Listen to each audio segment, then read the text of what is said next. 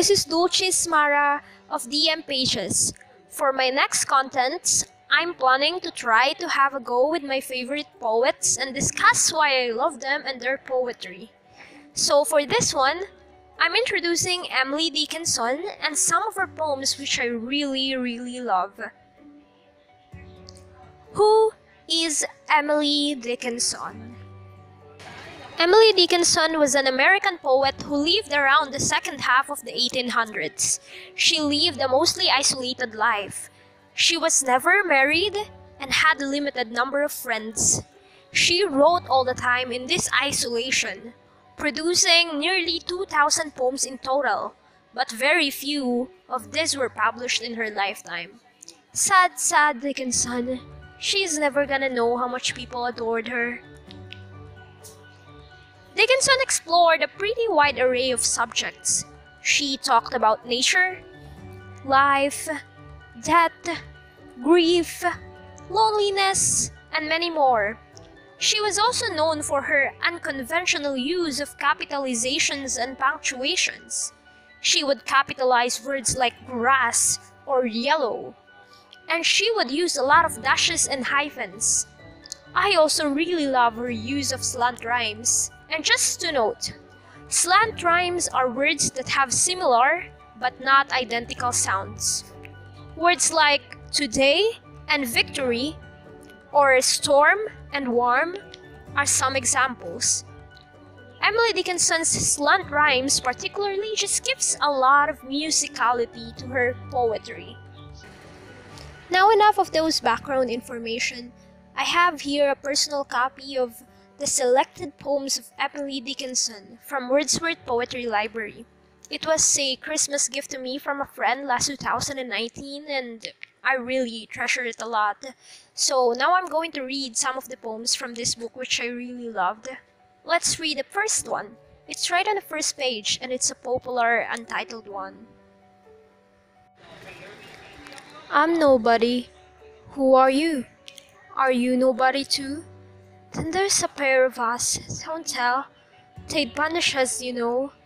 How dreary to be somebody. How public like a frog. To tell your name the livelong day to an admiring bog.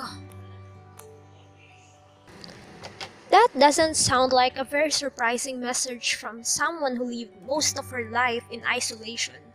But hey, it's quite easy to relate to a poem like that. And it just has a nice sound, there's musicality, it feels whimsical even, despite the message. Did you notice the slant rhymes? Somebody, and then livelong day. Alright, here's another one. This poem is also a popular one. It's called Hope. Let's read it.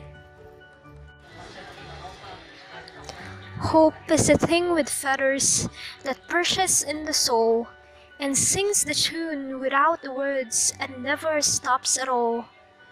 And sweetest in the gale is heard, and sore must be the storm that could abash the little bird that kept so many warm. I've heard it on the chillest land and on the strangest sea, yet never in extremity it asked a crumb of me. So there. It's such a sweet poem, and I think one of my favorite poems about hope really. You can recite this to me in depressing moments of life, and I'd feel energized and hopeful in an instant. Because after all, hope is a thing with feathers, and I still have not a complete grasp as to where things with feathers can take me. The poem simply says, hope is there, wherever, on chillest land, strangest sea, strongest storm. And I will never ask anything from you in extremity. That's just sweet and comforting to hear. Okay, another one. Well, actually, the next one is actually two poems which I compressed into one since they're kind of a series. The first stanza is the first poem and the second stanza is the second poem. Its title is A Book 1 and 2, obviously.